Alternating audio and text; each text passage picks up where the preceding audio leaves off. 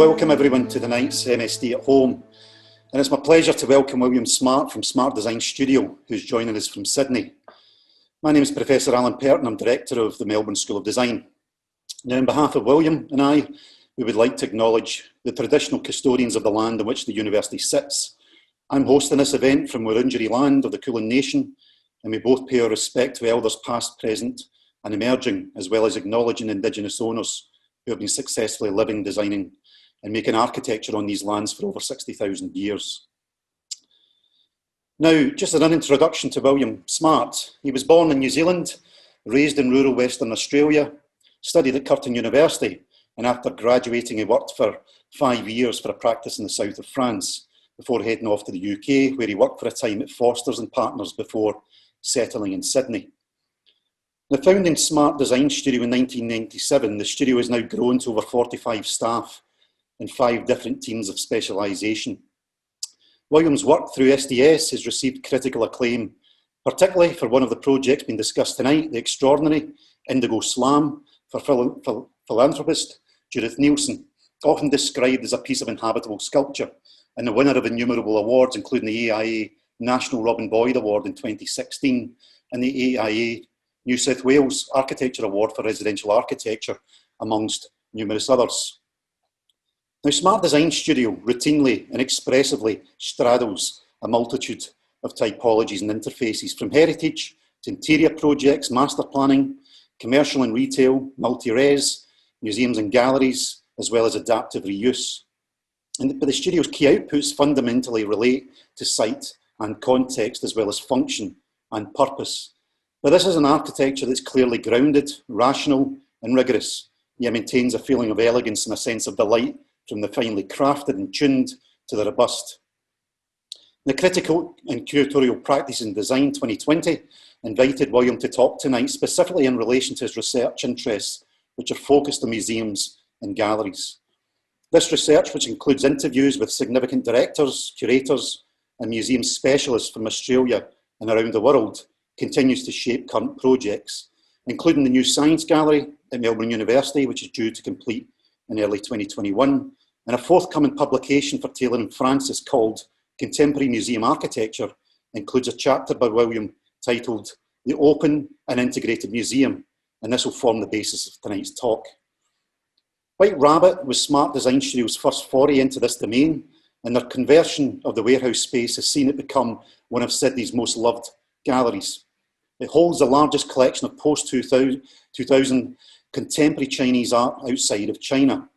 And the scheme for the new Singapore Art Gallery was shortlisted from over 100 international submissions in a worldwide competition. And while built form, morphology and aesthetic outcomes are paramount to the studio's ethos, the studio doesn't shy away from consideration of environmental performance as a driver for design decisions. Again, this is demonstrated through numerous awards for sustainability, but leading by example and demonstrating their ESD and retrofit credentials. Tonight, we're also going to get a unique glimpse inside Smart Design Studio's recently completed studio headquarters, located in the North Alexandra Conservation Area. William, welcome to MSD at Home. Thank you, Alan. I'd just like to commence just by thanking a few people from our office. So Angus, Veronique and Q, thank you for helping with the presentation. I'd also like to thank Judith Neilson and her team at White Rabbit Gallery, Rose Kiscock and her team at the Science Gallery Melbourne, and yourself, Alan, and your team at Melbourne School of Design. It's a great honour to be a part of this tonight. And for me personally, it's a great opportunity to crystallise some of the thinking and the work that I've been doing around this idea of integrating art and architecture together in very different ways for different projects. I'm deeply interested in galleries and I love to visit them as I travel around the world. And a part of this research or series of interviews that I've done is sort of based off my experiences of doing that. And I'll talk a bit about that in detail. I love particularly galleries that combine great architecture and art as one, not just because I'm an architect, but because I believe in that powerful feeling that you get when you walk through the door, like the feeling you get when you work in the Turbine Hall at the Tate Modern, or the feeling when you go into the square in Paris where the Pompidou lays, or the feeling you get when you walk down the spiral staircase at the Guggenheim in New York. There's a feeling of transformation and a belief that the world of galleries and museums has a way to go to engaging with the community at large and adapting to the changing world that we live in. So I'd like to just start by sharing my screen at the moment and talking through a few projects in detail, and also talking about this kind of position that I've developed. Firstly, the Smart Design Studio is a team of about 45 people. We're equally divided between men and women, young and old. We're known for doing houses such as Indigo Slam and some of the others that you see here. And within those houses, creating extraordinary interiors. And we have a philosophy called design from the inside out. We're also known for doing residential projects, particularly in Sydney, that have a boutique nature. And as we get older, we're growing into doing larger scale projects where we enjoy the combination of modernism and tactile materials. But a great passion of ours is to work on museums and galleries. And I'd like to talk about that this evening. So I have a presentation in 5 chapters. The first looks at a project finished 10 years ago, the White Rabbit Gallery. And then after that, I talk a bit about this idea of the open and connected gallery. Next, we talk about the Science Gallery in Melbourne, Stokes 14, which is our own studio, and last, Indigo Slam. There are 4 gallery spaces. One of them is the classic white box, another that is very malleable and transparent, another a working studio gallery, and lastly a house gallery. So I'd like to just talk a little bit about White Rabbit Gallery, which we consider as the white box. And it was the first project that I know of to move and change in the Chippendale area. It was built before Central Park development was built, so it preceded that development. When Chippendale was a very scruffy area and I believe the highest crime rate in Australia. The building itself is a warehouse conversion and it lays over 4 levels. At the ground we have a gift shop, a tea room, and loading dock and service facilities. Above that we have 2 gallery spaces, and then lastly on the top floor is conceived as a temporary exhibition space and an artist in residence studio, although that's been used as a permanent office and a part of the general exhibition space. Within the streets of Chippendale, it sits largely as another warehouse building, although on approach you'd notice that there's something unusual here. That is, the building has white windows, white box framed steel windows, and a proud roof that sits above that and designates it on the skyline as something apart from the rest. That is, there's something modern going on within. Upon approach, you'll notice that there's something curious about the windows, which presents the building as neither an office building nor a residential apartment building, and that is that all the windows are white and boxed and appear to have white glass louvers. And these were made from fluorescent light tubes, with the idea of making them into light boxes that would transport light into the rooms as desired to be opened up in a beautiful way, so they glow in the sunlight and shade the spaces within. You can see that presents in a different way through the tea room here in the evenings, where the fluorescent tubes just have a dull glow of the blue city beyond. And in addition to having these glass light boxes through the building, there is also a great level of transparency down to the ground floor. And I think this is something that's quite unusual in galleries. And we felt as though there was an opportunity here to open up the building to the street and engage with the street, allowing visitors to see into the gallery on the first half of the week when the gallery is closed, during refitting and times outside of opening hours.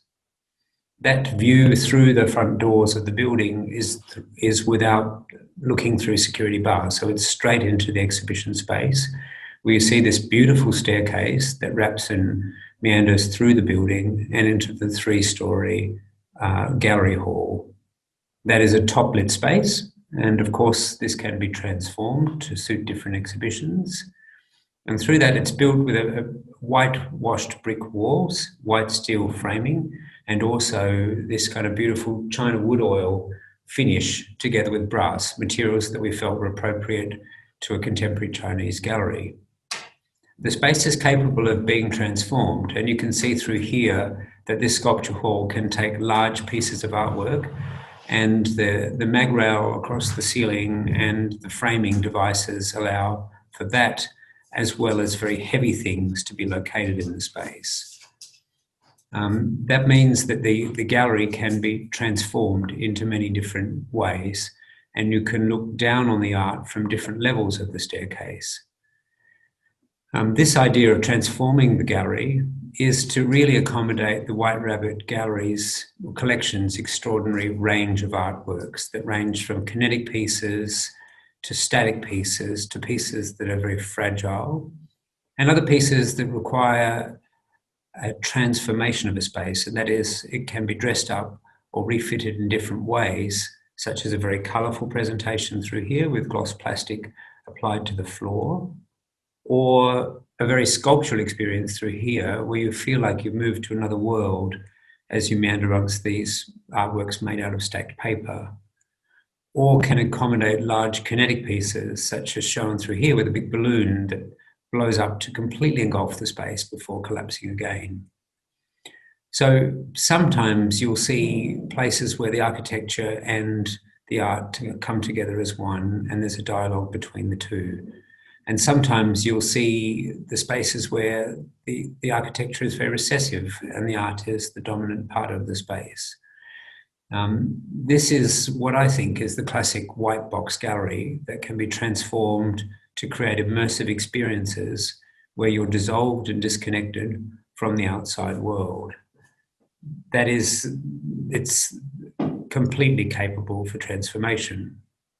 Now, these are images that we get to see because I know Judith and we have had a long-standing connection with the gallery. This is art being installed in the space. And sometimes we're asked to check clearances for distances or weights for artworks and so forth. And we come into the gallery to make inspections or to provide assistance with maintenance. And we find this incredibly exciting to see. And this kind of idea of seeing the back of house or seeing the installation has remained in my mind. I love it. So it takes me to the next section where I'd really like to talk about this idea of the open and connected gallery. I'm deeply interested in the future of museums as cultural cornerstones of our community, and also the architecture that supports them, and particularly on themes of openness, transparency, and engagement with the community. So in light of this, I developed a position of what a gallery might look like in the future. And then I decided to call people and interview them and ask them what they thought about this position of a gallery of the future.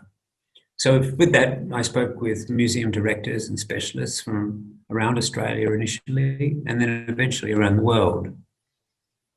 Details of that are available in a book that's just been published. So I wrote a chapter there called The Open and Integrated Museum, and it's largely, in this wonderful book, really edited by Georgia Lindsay, about contemporary museum architecture and design, and it's published on Routledge and available on their website. There's a few concepts that we really ran through at high level. The one was the gallery and whether that was better or worse as a unique spatial experience or a white box. The second idea was about the concept of openness and how transparent the gallery could be. And I'm talking about the transparency of glass. I'm also talking about the transparency of operation. So whether it would be interesting to see future exhibitions being designed and developed, and whether it would be interesting to see the machinations that run the galleries themselves. I'm interested in this idea of process and content, and by that I mean the content is the art that sits in the space. The process is the bringing of that art into the installation and exposing that process, and whether that would be interesting or risky or not. And I was really interested in refitting of the galleries and whether that could be something worthwhile while seeing. Open storage facilities have been done on several galleries in the world, and I was interested to see what people's opinions were on that. And education is typically an underlying core value of most galleries and museums, and I wanted to see what people thought about that. And then also whether this idea of engaging with the community and gathering would be a good thing or frowned upon by people, as well as lastly, the financial opportunities and ways of generating revenue and how they would be connected to the museum. And this is where it all began, really. So as a kind of architectural tourist, I call myself, I often plan visits, or have done around the world, and really like to couple stays with places to visits to kind of great pieces of architecture that I love. And it started at the Prado Foundation in Milan, where I went to find really that about 2/3 of the gallery was closed for refitting. And I was so frustrated. I really wanted to see this beautiful hall that you see on the right half of the slide, but it was closed.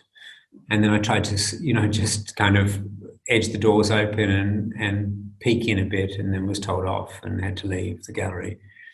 I had a similar experience in the Maxi in Rome, where, again, the main halls were closed for refitting. The Met in New York, the Guggenheim in Bilbao. And to be honest, when I'm planning my trips, I'm not really looking at every gallery and trying to work out whether they're going to be open and closed. I just want to see the building more than I want to see the exhibition. So there is a kind of a desire to see it, even if it might be closed for refitting. Note that most museums display only a fraction of their collection, commonly about 10%. And it's very seldom that the museums reveal their operational processes. Many feel that if they were to do that, the staff might be concerned with being watched in the back of house areas and might feel uncomfortable. And it also might offer insight into unrehearsed activity and things that are dull or boring or undesired. For example, art conservation is fascinating to see in action, though a very slow and laborious activity to watch. So in my interviews, I started with the National Gallery of Australia's director, Nick Mitsevich, who suggested that the Centre Pompidou's design for the 1970s building, which expressed the mechanics of the museum on the outside and revealed that galleries and museums are far from passive buildings, was a kind of idea that could be re-represented in the 21st century with a level of openness. So rather than expressing the structure and services of the building, this openness would show the operations of the institution as a kind of theatre to enrich the visitor's experience and give the audience more understanding of the processes behind the institution's operation. When asked people what would happen if they came into the galleries during installation, people had general concerns. So the installation is when the artwork is being put into place. People thought that it may raise potential security risks, like witnessing how valuable artwork has been secured to the wall. People thought the visitors might be entering a potentially hazardous work zone, or that accidental damage to the artwork would be caught on film. But many people thought that it just might be a bit boring. Next, you can see an image of the MoMA PS1, which is more of an activated space in Brooklyn, I believe. And Serge Bellet, who's a friend and from the National Gallery of Canada, said that he felt as though libraries had led a tremendous transformation in the last 20 years, at a time when people were saying they're going to be redundant and replaced by the internet. What they did is they really developed connection with the public and the neighbourhood. So they became places for information. And in a similar way, he wondered whether galleries of the future could be places for creativity rather than just for art. And that the places should really focus on what couldn't be replicated with an online experience. So exploring light, sound, smell, materials, and the volumes of the building and the artworks themselves. So that is the new open and integrated museum then becomes a place designed for gathering and interaction and social inclusion. And this is represented very well by the Mass MoCA, which is in Massachusetts, so Museum of Contemporary Art in Massachusetts. And it's very much a community centre, although that's kind of a word that conjures up a very different image, but it is very much a community centre as well as an art gallery. And sort of just thinking about this a little bit and how people relate to their building reminds me a bit of what Tony Elwood from National Gallery Victoria said, which was that 2 days after the 9/11 tragedy, there was a sharp increase in the visitor numbers to their museum. And he felt as though that people found it to feel safe in such places and felt comfortable revisiting old memories. What became very clear as I sort of interviewed people was that the funding of galleries is very expensive, and there's a lot more people employed there than you'd ever imagine. And the directors always have at the forefront of their mind making budgets, creating revenue, and so forth. And there were different positions about how transparent that should be. So Chris Saines, who's the director of the Queensland Gallery of Art, Modern Art, believes that the public nature of the public museum must be clearly legible, and that too much emphasis on retail will confuse the message that it's not a public building. Yet in Sydney, the MCA, the Museum of Contemporary Art, raises about a third of its income through its function rooms and venues. Now, part of that's due to its extraordinary location, and part of it's due to its operation, which is not funded by the government. So in designing for a building like that, you'd need to consider for separate entrances and isolated back-of-house servicing, noting that the security of the artwork is absolutely paramount. Education is also a critical part of galleries' openness, and I sort of question whether galleries are exploring them enough as centres of excellence. For example, a multifunctional auditorium can be used for films, talks, education, and if they're flexible, can be used to generate a whole lot of activities around the gallery spaces. So you could link that with universities and create an art-focused centre of excellence at the institution. To do those kinds of operations, the gallery must be porous and have independent, secure access as well. We also talk to people generally about this idea of the landmark gallery, such as the Guggenheim in New York, with its unique spatial proposition, and how this type of gallery would compare with a white functionless box. That is a museum categorized by, the first part of that is the unique spatial proposition is a building that is categorized by expressive circulation, material, and spatial dynamics. So good examples of that would be the Guggenheim in New York, as well as the Guggenheim in Bilbao. Whereas the White Box Functions Museum is characterized by a building where the exterior architecture and the context beyond does not interact with the galleries themselves. So the galleries often don't have windows. They may be top lit on the upper levels, but they are easy to be transformed. And the attraction to these is they're much cheaper to operate because you don't have to block up windows and so forth when you create exhibitions. And that idea of the immersive experience that transports you to another place is much more easy to access and deliver.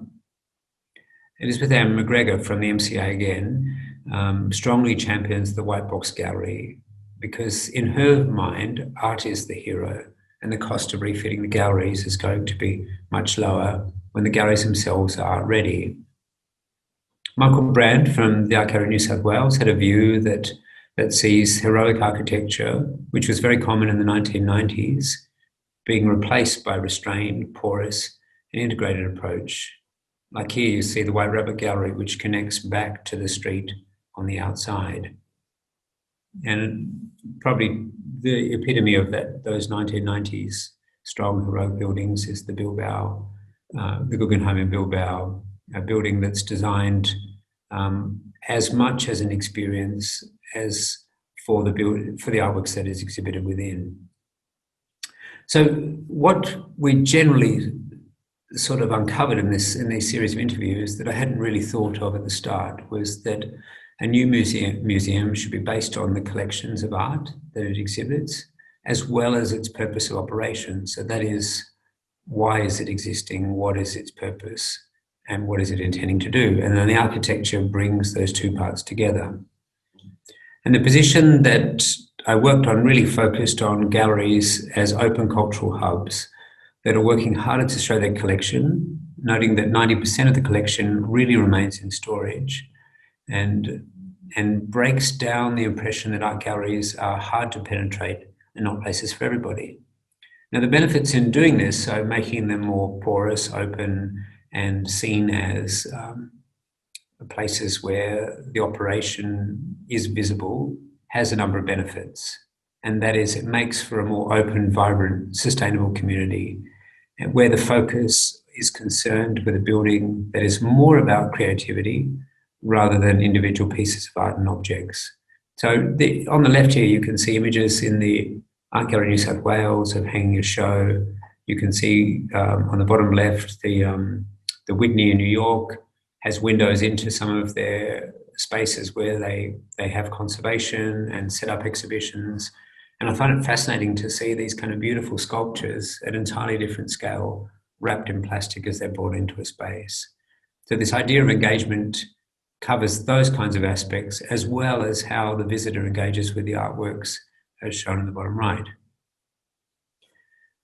So we were lucky enough to be engaged as the architects for Science Gallery Melbourne, and I'd like to talk to you about that with this idea of transparency. And some of those ideas I've been talking about comes into this space, and it's currently in its final stages of construction. There are science galleries all around the world. It's a network, and there's one in Dublin, London, India, Italy, Michigan, and Rotterdam. What it is they're galleries around the intersection of science and art. And in one case, it's presenting science as an artistic pursuit, and in another case, it's presenting art as something with substance. So examples of exhibitions that have been in Melbourne are one here about perfection, which looks at ideas of perfection artistically and scientifically. Another exhibition produced by Science Gallery Melbourne is an exhibition on blood. And so it looks at blood as a kind of life force, and then blood as also a threat, and what blood could mean in the world creatively. Now, the Science Gallery is part of the Melbourne University, so it's located on the corner of Swanston and Grattan Streets, and it's located in this large building called Melbourne Connect. And our building occupies the lower levels of the building, as seen through here. I'll just sort of talk you through a stack through the building.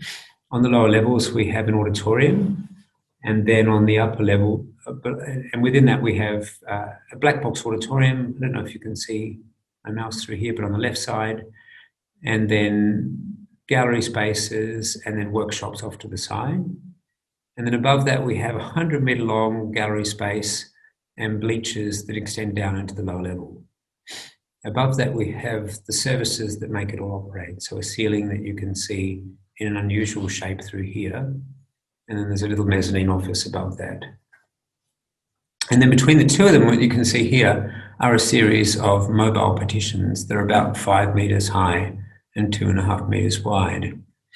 And we had this idea of, I guess this is an example of how you would try to make these ideas of openness and connectedness come into the gallery. So we had this idea that so much of the rubbish that is generated by galleries is thrown in the skip bin at the end of the show. So you would have stud walls, gyprock lining, and so forth, kind of put up for a show and then taken down. And perhaps we could take away some of this waste and at the same time make a more flexible, agile gallery by having these series of partitions that could be moved and put together in unique ways. And then we wanted to try and bring this together with the concept of what Science Gallery was about. And for us, we were kind of fascinated by the world of science and how that's represented. So these diagrams here are of fluid dynamics. So you can't see this in real life, but this is how a fluid like water would move around an object or air. And in the case of water, you'd put dye in the water and you could see these kind of swirling shapes happen. And then we became interested in this idea that the ceiling for the space could be like a fluid that ran through the rooms and connect them all together. So there's a grid that you can see through there.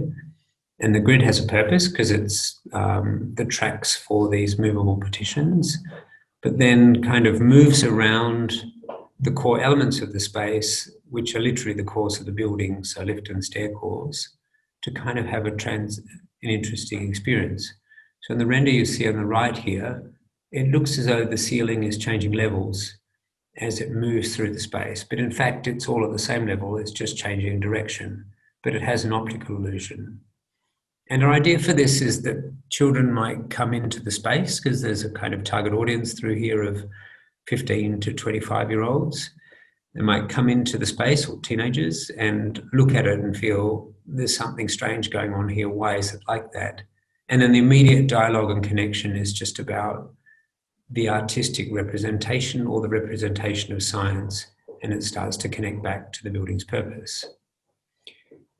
In addition to having this kind of unique ceiling space running through and these core ideas of less waste, we made the building kind of gritty for this youth kind of target audience. So you see a combination of fun colours through the retail kind of offering on the side of the building, which is very much not a shop, but that orange area is where you could buy books or merchandise. You can see a combination of colour through there, with a combination of screens that hang in the space, concrete surfaces, galvanised finished floors where you could magnetically apply materials like wood and remove them afterwards, or say carpet or astroturf to create an immersive experience. They come together with the screens that create the spaces that are there. And because it's also kind of designed as very much a hang space as well as an exhibition space, there are bleachers, there are beanbags, there are places to charge your phones when you're in the exhibition areas. This is a recently completed photograph of the space, so it's got 5.5 metre high ceilings running through here and a really transparent connection to the street. So a lot of windows to the street, which may be closed off at times or may be left open. So it's kind of building on that idea that you see at White Rabbit Gallery, where you can see into the exhibition spaces, and they're very much like a shop front as well as a series of immersive experiences. As the space gets built out through there, you can see the tracks here that run through the space. So these are 2.5 metre centres, and along these tracks you can slide screens and build rooms in the space, and they kind of bend and contort as they hit the cores of the building through here. So this allows Science Gallery Melbourne to leave the windows open if they wanted to while installing a show, to allow people to come into the space and see the installation of a show and connect with that transparency, and to make that a kind of part of theatre and a part of the exhibition and be designed. Other spaces that you see through here are the bleachers in the auditorium that extend down into the space. So this idea of openness and connectedness is really exploring these spaces being very visible at all times, so not defined spaces. And that's the theatre spaces under construction through here, so that concrete elements kind of present it really very much as a city building, and the bleachers extend down in a very casual way, so you might have coffee, lunch, or see a lecture in that space. And then there is also a black box theatre which can be completely transformed into an immersive experience, as well as workshops which engage with students and high schools and really open the gallery up in that way. And there's even an artist in residence studio which is built as a lab to do more kind of interesting experimental artworks that has a window to the street. So this could be on show at all times. So it's a really great opportunity, and we're very excited to be a part of that and see that come to fruition. And it's so wonderful to have an opportunity to explore some of those ideas. The next project I really wanted to talk about is our office, which is at 14 Stokes Avenue in Alexandria. And this section of my talk is very much about process and content. And I'll talk to you about how we have built ourselves a kind of gallery in a way that exhibits our work on many levels and talks about the way we work. And it's a very open discussion. So the building is located in North Alexandria, which is an industrial area that's been converted in Sydney to all different kinds of uses. And we're very attracted to this particular area because it's been heritage listed, which means that most of these buildings must be preserved as they look now.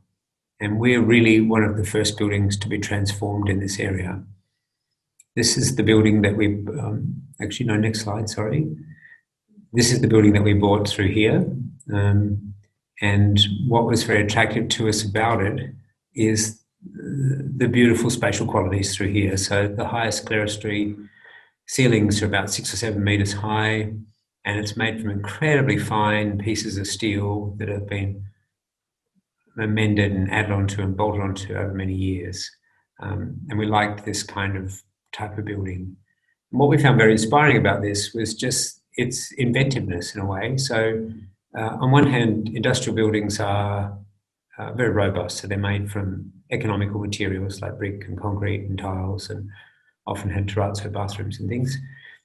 So economical materials, durable materials, and then there's also a level of invention there. So aspiration for the project, which looks like this, was to build a new version of industrial building. So to build with those materials and to be inventive with those materials. And just to sort of walk you through the moves of the place, the front part of the building was very ordinary and had been changed and adapted and was full of asbestos, so that was demolished. So we took away the elements that we couldn't have, like asbestos roofs, and kept everything that we could do, which is the first principle of sustainability in our office.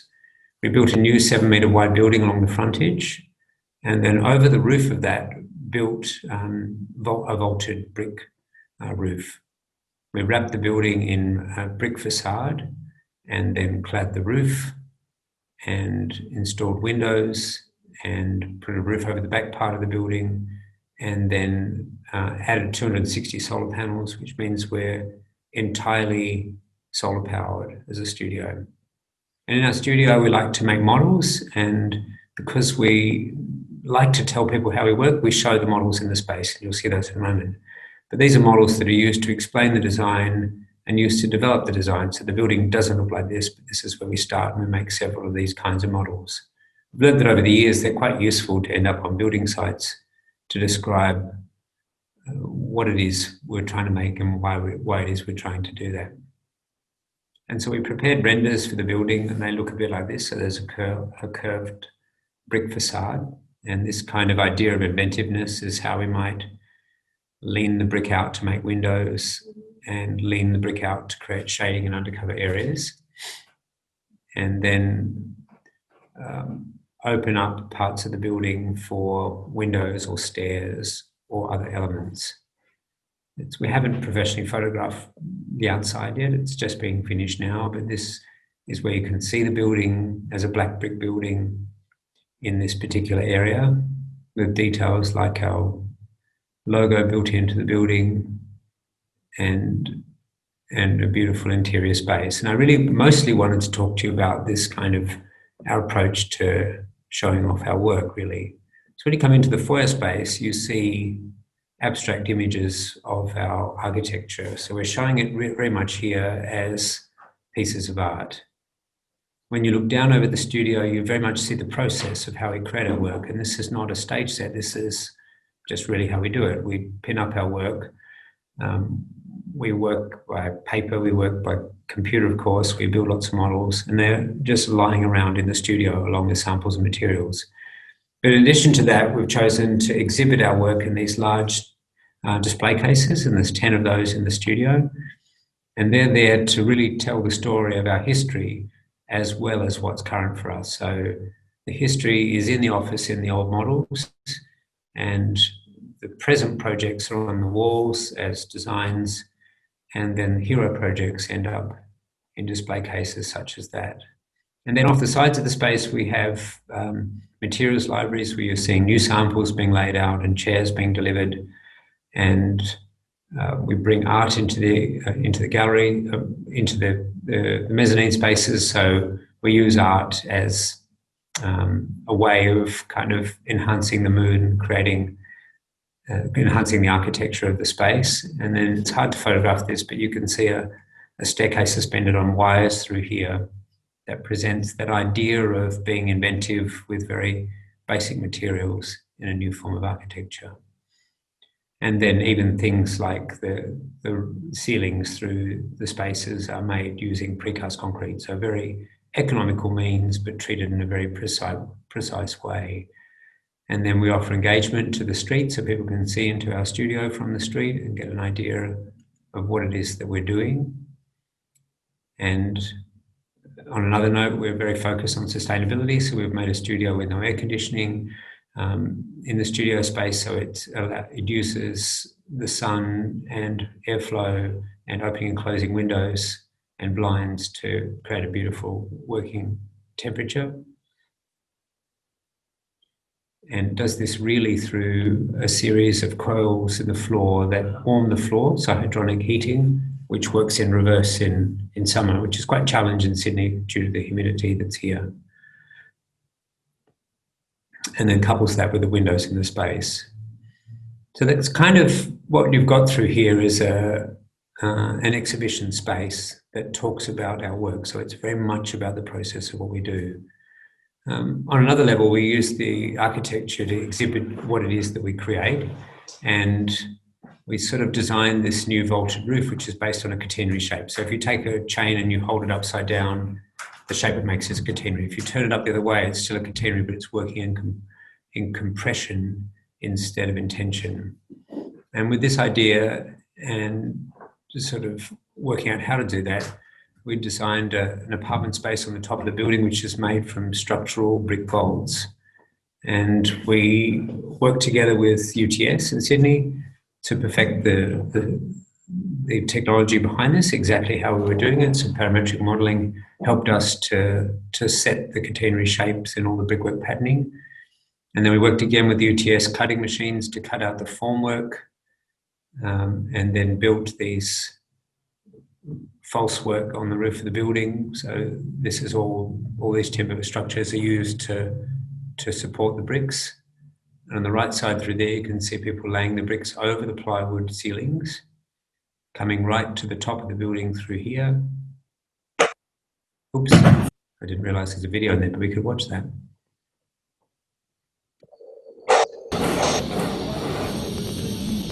A little bit through here of the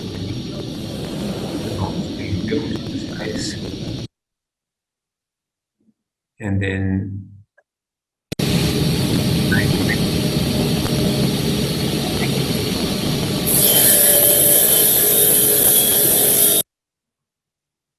then we take the false work away and you get this kind of beautiful thin vaulted brick roofs which have insulation on the top of those. And then starting to photograph the spaces now. So beautiful spaces where the bricks are glued together and there's no mortar joints. And the precision of the architecture is very much about how the bricks come together. So they're all laid in at 45-degree angles, and how the interior spaces couple with that. Now, you don't see a lot of art in those spaces there, and that's because the building itself is the art largely. The last project I wanted to really just show you was Indigo Slam, which I would describe as the gallery house. So this is a commission for one of Australia's philanthropists who probably has one of the largest art collections in the country. And it's fundamentally different from the exhibition spaces that I've talked about earlier, because it's not a flexible gallery space. This is a house. And the artwork is largely permanent, although some of that has changed and will change. And the exhibition is for the owner. It's not for the public. And it relates, therefore, to memories, love pieces, and the ambience of the house. It's located in Chippendale, and it's right next to White Rabbit Gallery. And the project began with me introducing to Judith this idea of a language that might run through the house. And the language is kind of like a grid, if you like. So some architects might use a rectangular or a triangular grid. Our grid was a kind of way of folding and bending and the way that might carry light. So you can see on the top of the image through here, a piece of cardboard is taken and cut in the form of T's and then bent and folded, and that creates splayed forms and bent forms. And then that is very much like these pieces of sculpture that you can see on the bottom of the page. So I wanted to really take you on a tour of the house and talk to you about the artworks in that and how they come together. Starting with the slab on the ground, there's a cellar down in the lower part of the house, rainwater tanks and 17 geothermal bores. So they extend 100 metres down into the ground and help make the house very economical and sustainable to run. On the ground floor, there's an entrance foyer, the entrance to a lift and a dining hall for 60 people. At the back of the building, there's a stair hall that connects all levels of the house. And that's what I call on the blind side of the house, so the house that has almost no windows, the side that has almost no windows, because the neighbouring property is up on the city location. Above that is a series of bedrooms through the house with their own bathrooms. And then above that is a private dining, living and TV space as well as kitchen. That's all wrapped underneath a beautiful vaulting curved roof and ceiling with clerestory windows. And out the back there is a garage and a garden. We've just added into the space a pool at the back as well. There's a guest house at the back over the top of that garage, and the whole of the building is wrapped with a kind of beautiful peeling, folding concrete facade. There's a roof over the top and solar powers, solar photovoltaic panels over the roof. So just to sort of talk back to that idea of the language is peeling and folding, and here you can see that very literally expressing the form of the house. Looking both ways, it presents almost like a piece of sculpture where the concrete opens up and splays out. Now it's in very much an inner city location, so the concrete is the language, but the moves are doing the work that the house needs to do. So some of that is shading windows, and some of that is framing views back to a park, and some of those moves are to make a big skylight, effectively, that bounces light into the space. And the building really presents like a piece of sculpture, which offers a lot of privacy from the neighbouring buildings. When you come into the house, you walk through a Corten steel gate. And at certain times of the day, the name of the house is revealed, and that's just because the flat plates step back by 10 millimetres. But most of the time, it's barely legible to see that. You come into the space and then you arrive in an entry foyer, which is very spare and sets the tone of the house. You notice on the outside that there are very much raw materials as they are in the interior, and that fulfills the requirement of the brief that everything must last for 100 years or more. And that translated to brick floors and rendered walls and a minimisation of technology, so everything had to be as manual as possible. Here is the stair hall, and when I was designing this, I was thinking that Judith might put artwork along the hallway here at the top and the bottom of the stair, and probably on the sides as well. But she felt as though it was better left quite spare. There was plenty going on with the light and the architecture, and we were all taken by surprise at how beautiful the light would be in this language of peeling and folding, where the ceilings peel away to allow light to come into the space. Because it's a house, the artwork and the architecture must come together as one, and it's the opposite to the white box gallery in a way. The surfaces are not visible. There's no clips for holding artwork. There's no air conditioning grills visible. There's no lights actually visible in the space either. It's very much about being a house, and the purpose of the artwork here is to connect to the history of the owner, to the loved works of the owner, and to help build and create the ambience of the rooms.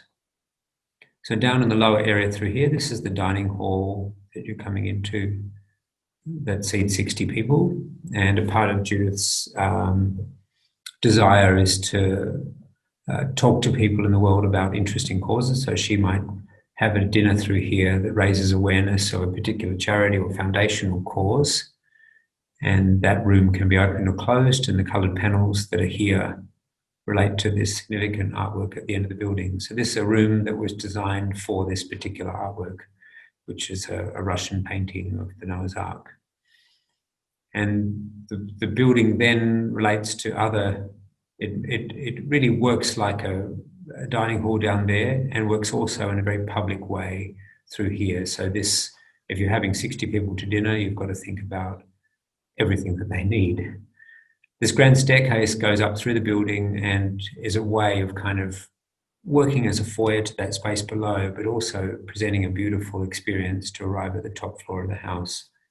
And at nearly 75 years old, Judith doesn't use the lift. She walks up the stairs every day.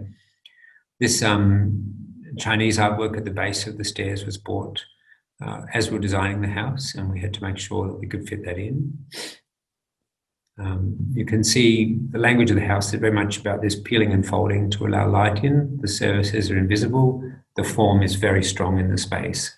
So it's kind of, the architecture has a really strong presence through there. And at the end of this room here, you can see a little artwork on the wall that looks a bit like a traditional Chinese landscape. And this is made from about 1 million nails hammered into an artwork. You'll also notice that the framing there is, again, made in that same language of peeling and folding. And its purpose is to try and align the art and the architecture together. So it's not like an exhibition that's there in a temporary way. In this house, the artwork's bolted to the walls. And you can see through there that the framing is designed to make the right side of the artwork align to the center of the vault and bring the elements into composition in a beautiful way. Other artworks will have pieces of light in them, or have visible lights in them, like spotlights, but it's very secondary, and we know where the artwork's going in this particular space because the furniture occupies the center of the room. These beautiful furniture pieces were designed by Kai Lu, by the way, and commissioned for the house.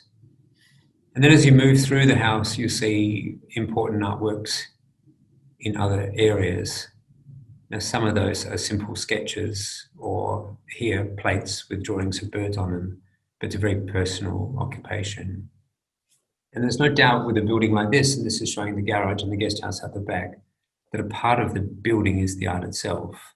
There are logical moves and there's strong rigor and rationality here, but there's also moves that are about sculpture and light, and about how light will move across the surface, and how the building will play with light, as well as feelings of gravity, like the tremendous weight that this building sort of appears to have. And on closer inspection, it feels very light because we pushed the engineers very hard to pull the concrete away from the surface of the building, and other materials that reflect light and receive light in different ways. So it's sort of bringing me really towards the end of the presentation, where I really wanted to talk about different types of galleries and different types of museums, and this idea that they may be open and integrated. So really just the themes that we've kind of looked at tonight are the gallery, whether it's unique, spatial, like Indigo Slam, or the white box.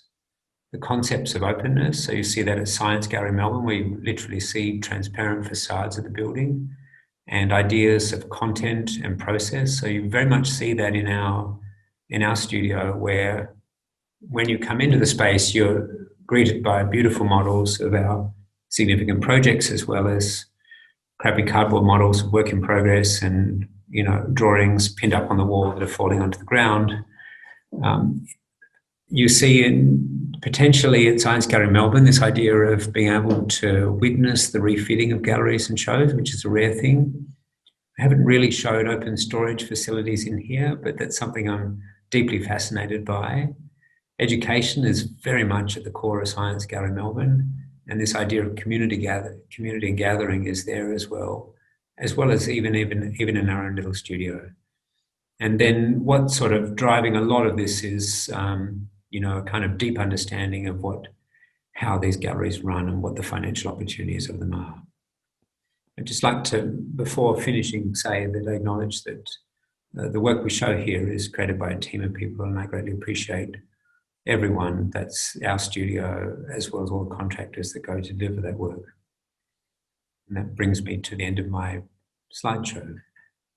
Well, that was fantastic, thank you. And I'm sure everyone watching in was very envious of the new office that everyone's inhabiting. particularly as we're all confined still to our homes through here in Victoria. What an incredible space to go to work.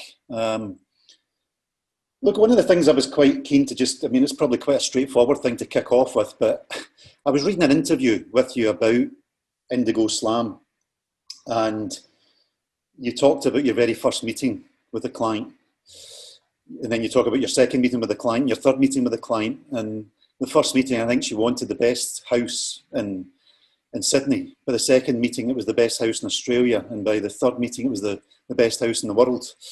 And I think with a number of accolades and awards, you've certainly achieved part of that, if not all of it, in your own mind.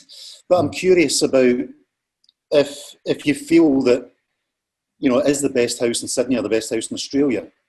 Prior to Indigo Slam, what do you think would have been the best house for you personally? God, you've really taken me by surprise. Maybe just the Opera House in Sydney. the obvious choice through there. I mean, I think the work that we do anyway, I kind of understand that it's not for everybody. So it's kind of certain type of house, that particular one. I enjoy that. But there's, I love old houses as well as new houses. So much of the work of people like Robin Boyd that I greatly admire as well. There's just so many beautiful houses in Australia. I think it's a kind of architecture that we do extremely well. Innovative, beautiful houses in the landscape. Yeah, I mean, I've always said that as someone who's still sometimes describe myself as a tourist even after 7 or 8 years, but I think it is one of the amazing things in Australian context that people are working on fairly large commercial buildings or multi-residential at the same time working at the scale of a house. And I think it's something that is fairly unusual. You don't see it all the time. There's a lot of practices concentrate on domestic architecture and never touch anything public. So I think it's one of the really unique characteristics of Australian architecture. You see those skills in operation, how someone works at that scale of a house and then starts to apply that thinking at a larger scale is quite incredible. Look, we find that we can enjoy doing both scales actually in our practice. And what we find is that houses such as that and ones that we're doing at the moment, or even our flat on top of the building here, are opportunities to be creative and explore materials and ideas. So I don't think I'd ever get to build brick vaults in a commercial building. There would just be, how would you do it? How much risk is there? Have you done it before? That'd be the kind of questions that would be at the forefront of people's minds. But those smaller projects are often, opportunities to try new things and build new things, and people want that. And then, that can be balanced by the benefits of doing larger projects like changing cities and building scale. And so I feel like that way of working at very small scale and large scale together is a really wonderful kind of ability for us to develop new things and apply that to larger scale buildings. So be creative in the larger realm as well as the smaller realm. And just on that, just going back to the brick vaults, you're in control of that risk. You can, the innovation side of that, those vaults, and working with UTS in terms of the prototyping and the formwork. There's clearly a desire to test something out there and try something new. If it fails, it's your responsibility, but I'm curious about that. It shows a desire to try and really test things. Is there plans? Is there anything else that you've learned from that process? Is there an embedded research agenda that you imagine exploring in other projects? I think yes, they're emerging, and sort of there's a new building I'm working on the rocks at the moment where I'm interested in laying bricks in a very different way. So it's we've been working with brick for the last 10 years, and I feel like there's a whole world out there that we could explore. So I think what we try to do is to respond in a very contextual way to each project. So part of the reason why we built bricks on our vaulted roof was that we wanted to be true to that concept of an industrial building that's creative with everyday materials in a new way. There's also a pretty limited outlook on this particular area, like it's a super industrial area, and and the view out to the street is half car park, half, shed roof neighbours. And so we're able to build a beautiful atmosphere within the space and allow light and glimpses of the sky and the trees to kind of present the architecture. Other projects we're working on at the moment, we're kind of deeply curious about super sustainable buildings. So new buildings that would be, have no air conditioning and perhaps can start to unplug in the city completely off the grid. I'm also interested in how buildings could be much more flexible and adaptive in their use as well. And we're trying, many new materials, and also trying to, I guess we have to always work with budgets and risk on project. There's another project we're doing where we're just sort of interested in some of those geometries you saw in the staircase of our studio and taking them into a commercial building without a massive budget. So how do you push that harder? Make the material work harder, use everyday materials in a completely surprising way. And William, I will turn to, there's a Q&A, there's questions coming in, and I would encourage people to add questions if they can. I just on this, I think clearly there's parallels.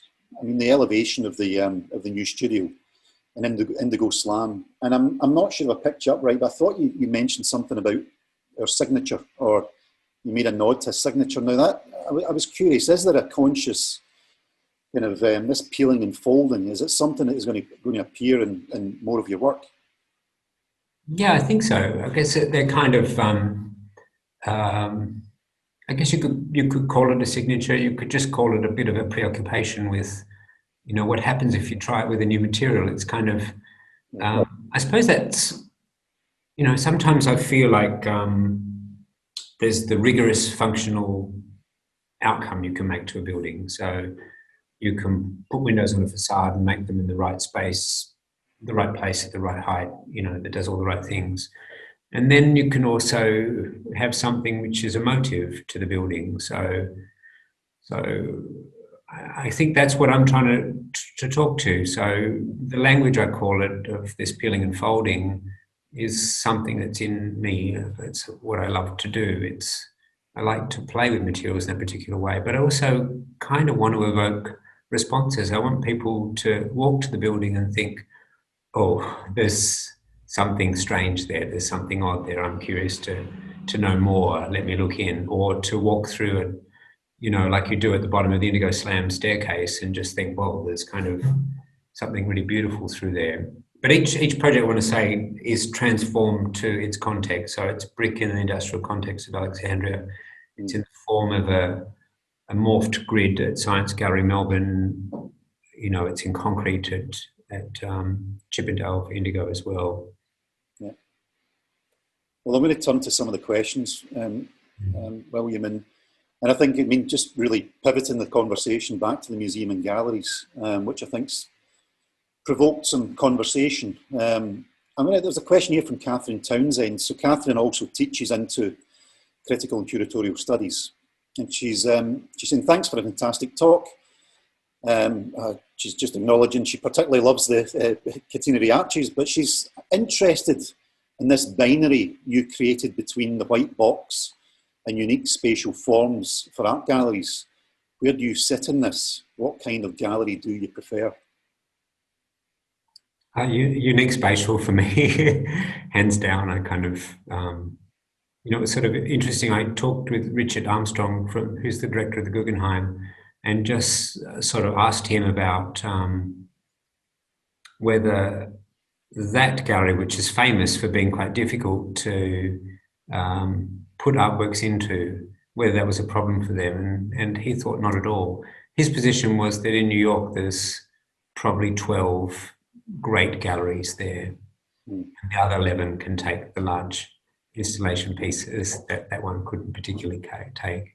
But I guess what I feel is, just what moves me is that great combination of art and architecture where they come together, I think is incredibly potent as a feeling. So, the combination of Olafur Eliasson and the Tate Modern in the Turbine Hall is mind-blowingly powerful.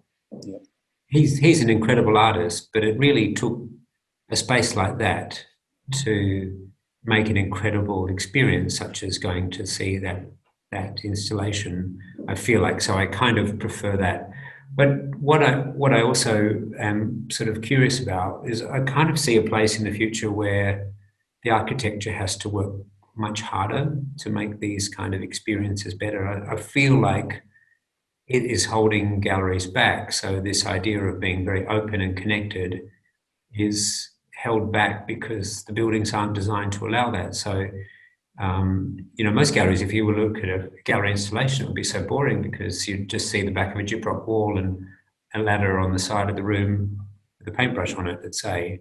But if you were to be elevated and walking on a gantry across the side of a gallery and learning about it as you walk through the space, that would be interesting for me. So I kind of feel like if I were given an opportunity to develop more gallery design, I would be looking at primary and secondary tours through the buildings and different routes and ways of seeing the architecture and the artwork at different stages of the install.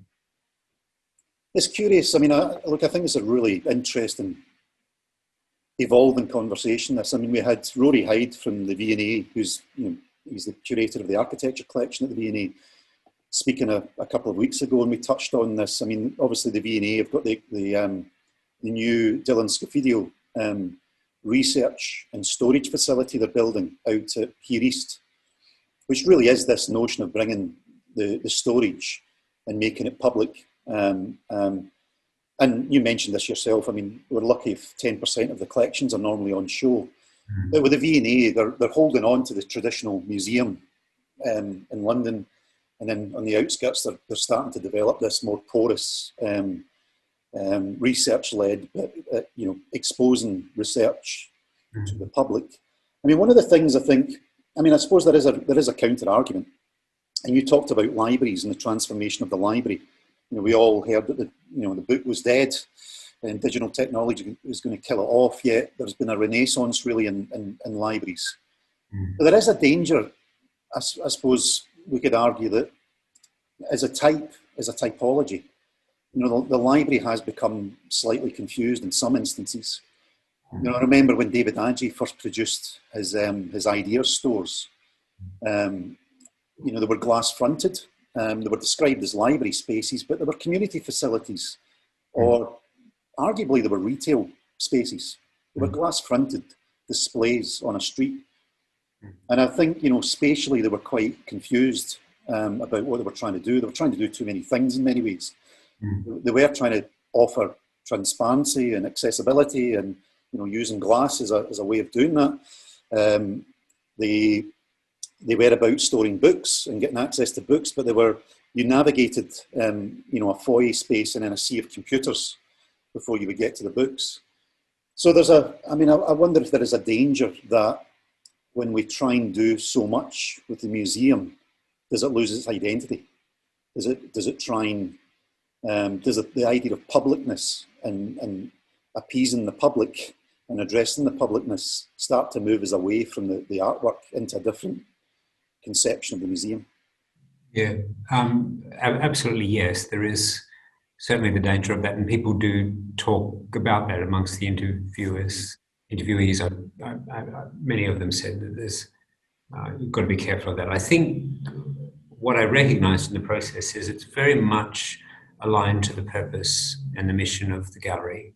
So I guess there's some artwork that they might show. There might be a permanent collection. There might be a type of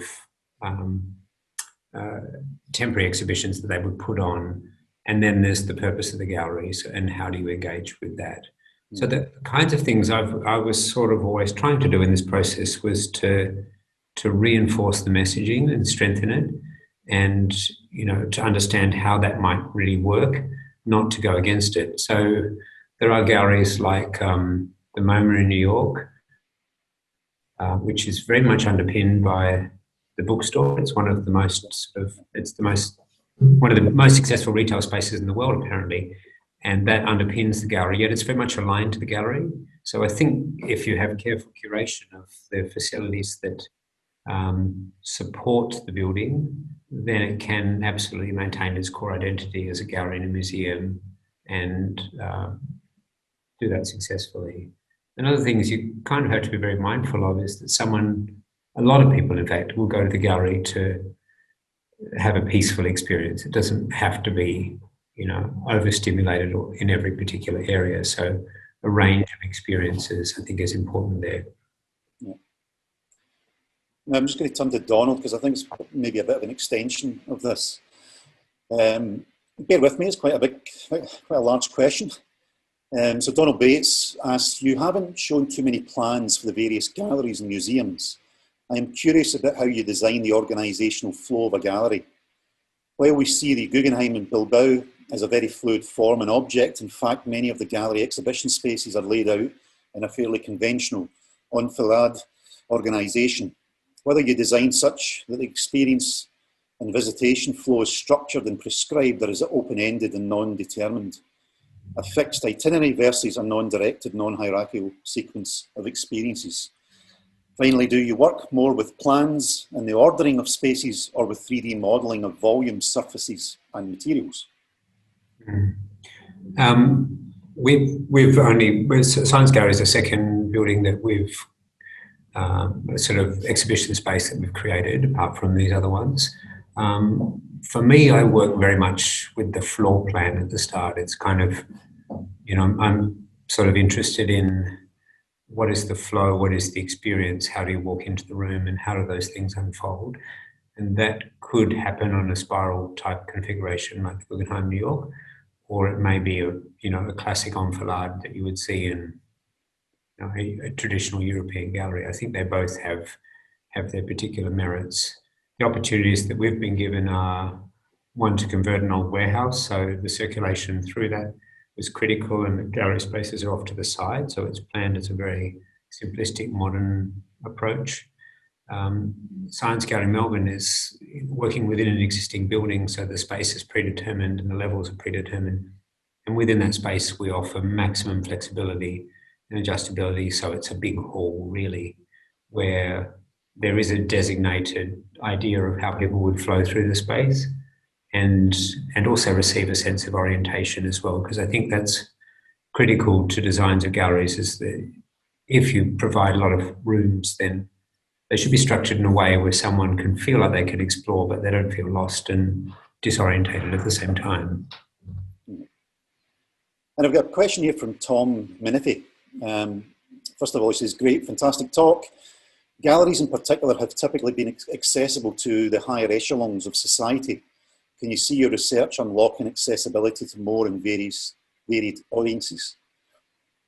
Yeah, I think that's kind of critical, isn't it? So what's interesting in Australia in particular is that most public galleries and most state galleries are free for all to visit, with the exception of temporary exhibitions. So many of those are paid exhibitions, but normally the permanent collection is free to go and see.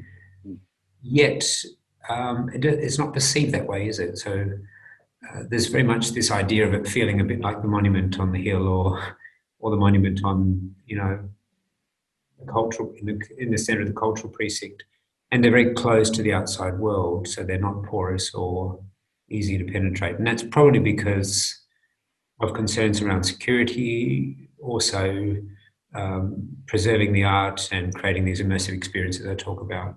I think where the future that's going is that the buildings are undoubtedly going to become more porous. So that means more ways of entering the building and more ways of seeing into the building. And I think that's going to help it to engage more. I feel as though if the trajectory of reduced government funding continues, which has been the history of the last 20 years, then the buildings are probably going to have to work harder with retail offerings to underpin them as well. So you're likely to see more than the cafe and the restaurant in the back of the gallery as well. You're likely to see the outsides of the buildings really working hard on their commonly prestigious opportunities or locations within the city to become much more engaged in that particular way and therefore generate revenue as well. That sort of helps to break it down a bit, so it's less of that siloed building on the side of the city and something that's genuinely more integrated. Yeah. It's just thinking about the museum interior. I mean, what you're really suggesting is that there's a new spatial or circulation opportunity in that transition mode. So as a display has been put up, you might end up with a completely different way of circulating around objects and displays. Yeah? Yeah.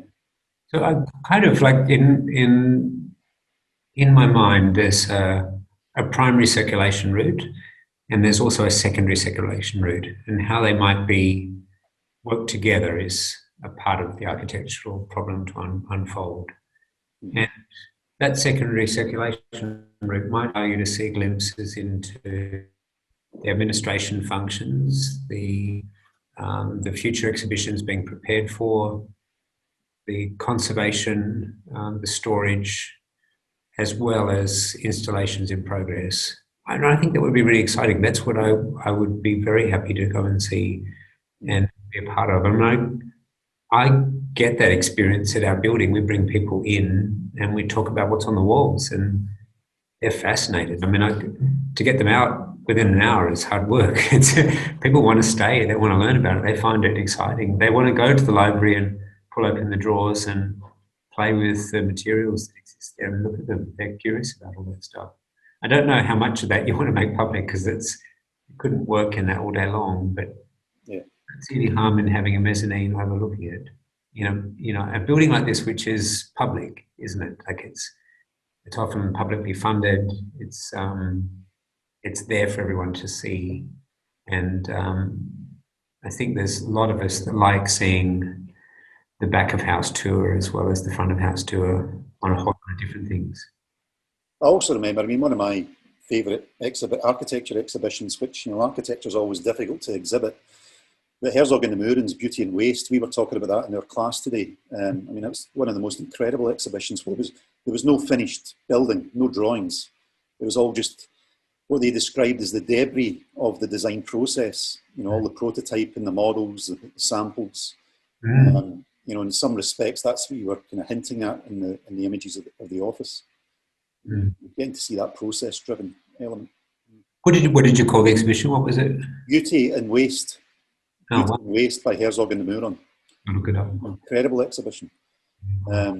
One thing again, you've mentioned the Tate Modern quite a bit, the Turbine Hall. I mean, one of the things that, and Koolhaas once lectured about this and produced a very simple diagram of every museum and gallery that came after Tate Modern, and shows the scale of the building increasing, but also the scale of the artwork. So the building starts to dictate the work, which I think is another consequence of what we're talking about. You know, you start to see the work trying to inhabit these huge volumes of museums and galleries. So, you know, the space, the building is actually dictating the art world in many respects. You know, some of the pieces we've seen in that Tate Modern are quite incredible, but it's the scale and impact of that that's driving it. You know, so it's a completely different museum experience, I think.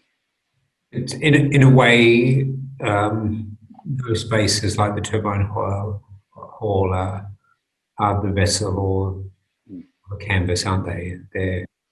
That particular one is the frame at which the artwork sits in, or the canvas at which the artwork goes on. So certainly an exciting sort of proposition to be able to inhabit that. But it's interesting because I instinctively, I think when you started talking about transparency in your article, I started thinking, you know, the last thing I want to see is a glass gallery. It's just something I'm not that comfortable with. But you pointed to Neue National Gallery in Berlin. And I lived in Berlin for 3 years and used to go there all the time. And I forgot about the fact it's all glass. You kind of forget. And I've seen some of the best shows in there. Yet it is at that street level on that podium. It is fully transparent. Yeah. You know, so. And the other architects who are famous for doing that are Sano in Japan, done a whole lot of glass galleries, including the Louvre in Lens in France.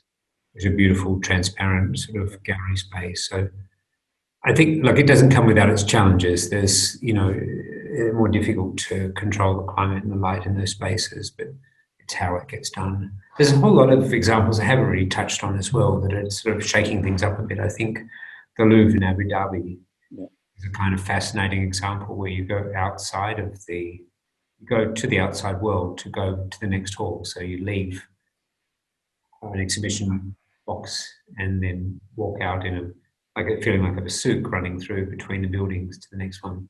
Yeah. It's kind of fascinating to see as well.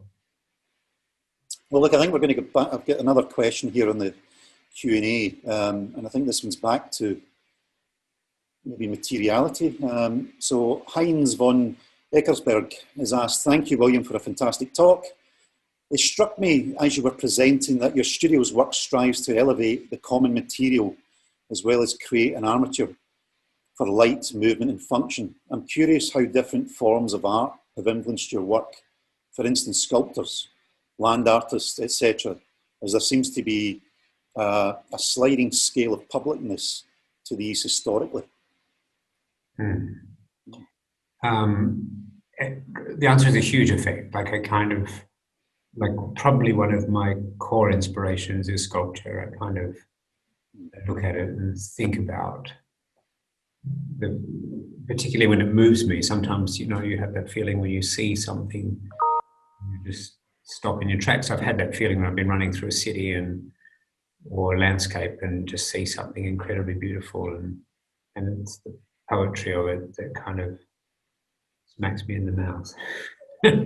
I love that kind of thing. So, the work of Indigo Slam is kind of inspired by very much the work of Eduardo Chillida, the Spanish sculptor, and the way he will manipulate form. And then I feel like there's a difference between what we do and what a sculptor does. The sculptor will kind of explore light and form. We make buildings, and so a part of this role that I feel like I'm happy to embrace is to make a building less rigorous than it needs to be in order to elevate the emotional experience. So the form isn't just functional. The function is also to create emotion. Yeah. And just on that, just in terms of Indigo Slam, it's very controlled. When you talk about designing for an art collector, I suppose you would automatically assume that the walls would be full of art and there would be art in every corner. But it's a very, very controlled space. Was that a difficult negotiation? How much did you actually have to negotiate the collection? No. So the artworks that are in the house, Judith chose the artworks. She placed the artwork. So I gave her the house like an empty vessel, and she decided where the things went. Now, along the way, as the house was being built, because it took a couple of years to build, nearly 3 years, she would often call me from somewhere and say, hey, I've just bought a new artwork from China and it's 3 by 4 meters. And on occasions we couldn't fit it into the space and we had to change the design. But mostly there was a place we could find a spot for it, and I think that would work into it. And so what we've ended up doing with the house is all of the artworks have been presented in a frame that bolts it to the walls in a permanent way. And if we take it down, then we have to repair the wall in order to replace it. And each one of those frames has been designed to relate the artwork back to its location. So one of them I showed would have the right side of the frame would take you to the center of the arch, which is not the center of the stair in that case. So it was kind of like a lovely, lovely job to be able to do that, and to make plinths for sculptures really appeals to my love of detail and love for trying to take that experience, the architectural experience, right down to every level of the house. I'm also curious about the practice size. So having been in practice at different scales, 45 is a very interesting number. I think it's a fascinating conversation about practice size, because, I think anyone that's worked in an office that's got, 10, 20 people is a very particular cohort.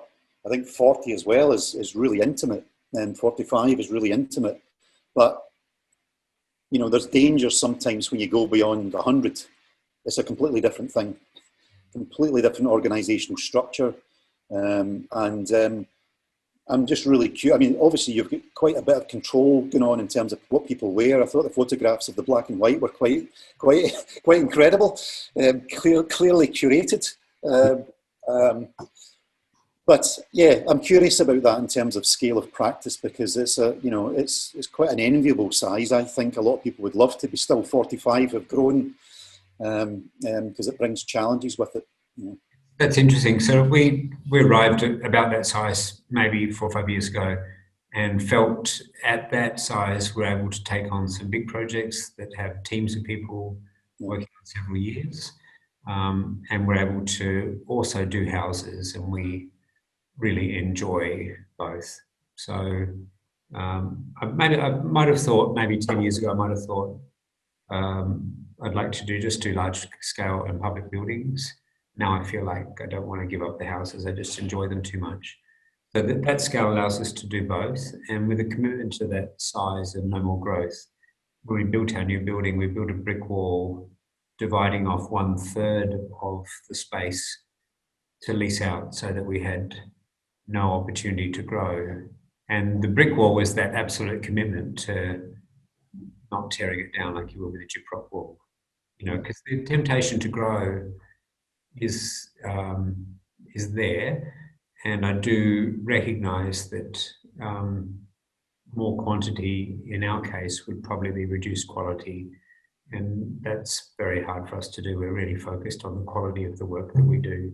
And I like getting involved with all the projects as well. I don't sort of drive them all, but I really enjoy getting involved and being a participant and helping with the design and trying to bring it all together. Yeah. It's when we were in Burke Street, Surrey Hills, we were over a couple of floors of a building, over 2 separate buildings, and that felt very disjointed. There's been a kind of huge transformation in our culture by being all in one room. I feel like everybody is aware of what the studio is doing now. It feels like one studio working on many projects together, and that's a really great result of that change. One last question. I notice it's now just 7:30, but someone in the Q&A was asking about, again, the kind of research side of the practice. And in terms of your own new studio, is there any kind of post-occupancy? I mean, I think it's interesting the way you talk about White Rabbit, because it feels as if you're constantly going back there and looking at what's happening and watching shows. There's an interest there in the constant performance of that space and the development of it. I mean, you talk about, looking at buildings being off-grid in the future. Yeah. So is there an element of post-occupancy in what you're doing? A little bit. So we have, right now, we're just starting a process with our own studio. We had a goal to make our company carbon neutral, so we're just starting a process of auditing that process and looking at it. A part of that will be surveys that go out to all of the staff to say, how do you feel it works? What's the change? How does that work? We did a naturally ventilated office building in Sydney about 7 or 8 years ago. And with that project, we went back to analyse how it really worked. And it was a bit disappointing, actually, to find that all of the possibilities didn't actually work because there wasn't enough commitment from the team to make it work. Yes. So they're the kinds of things we're curious about for ourselves. But we are kind of a group of people who have agreed to take this on board. So we worked together as a team, one team, to decide that we would, we agreed to do this environment with no air conditioning, and that comes with possibly hotter and colder days than usual. So far, it's been very good. We're also pretty committed as a team to reduce our waste at the moment to an absolute minimum. Yeah. That's kind of, I don't know, there's some people that are very passionate about that, others less, but as a group we've committed to doing that, and we're going through and analysing that. In terms of research, we don't do a lot. This sort of project of mine just sort of started with me saying, I think galleries should be like this. And I kind of decided to write it up. And then I just called people and said, could I come and talk with you about this idea? And do you mind if I record the interview? And that kind of snowballed into being a whole lot of people. And I just sort of write to people and say, can I interview you? And they'd say yes. And it was kind of, fascinating to see, people were just quite happy to give up half an hour and have a chat about something. And I thought it was really fascinating to do that. So the kind of stuff that we do is very much project related. So building our vaults in our building was something we didn't know how to do. There were certain things I wanted, so I didn't want to have any mortar joints, so it's all, the tiles are glued together. And then you go out looking for people that can do that, and you find them. So you link up with experts and they know other people. And there's this whole network of knowledge and kind of brilliance in many ways. And you can bring those people together and create something extraordinary. And that is from a technical point of view. So people from UTS that might know about parametric modeling, people who know how to CNC cut, people who know how to lay bricks, people who know how to crush bricks at the end of a process in testing the adhesion between the concrete and the brickwork. That's kind of all fascinating for us. And we documented that, and we're hoping to publish some of that information as well, so that other people might be able to learn from that and, on their projects, be a bit more inventive, or, rely on some of that knowledge that we have collected along the way. I look for it, any of the students that are still listening in, go on the website and look at the sketchbooks. I mean, I think it's great that you actually publish it, in all of the projects. The sketchbook is there. Something that really does give you kind of an insight into the thinking behind every project. So it's fantastic. Well, look, William, I'm conscious we've just gone over time slightly, but I really appreciate you taking the time out, and a big thank you to all the people in the practice that helped out with the talk tonight. So really looking forward to getting back on campus and experiencing the Science Gallery when it finally opens and we can get back to some normality.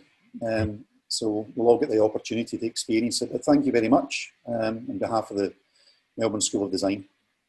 Thank you for everybody for tuning in. It's been a real great opportunity for us to kind of talk about some of that thinking and crystallise that. All right, fantastic. Thank you. And I've just got a couple of reminders for people who are listening in. As ever, we've still got quite a packed programme ahead of us in terms of MSD at Home. There's a few slides that are about to come up as part of MSD at Home. Sung Shen Han, Professor at the faculty within the the planning programme.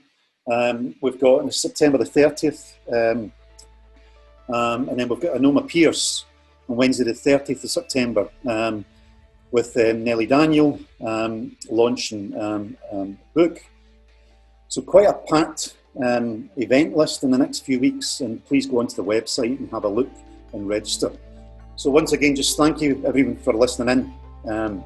Stay safe out there. Thank you. Good night.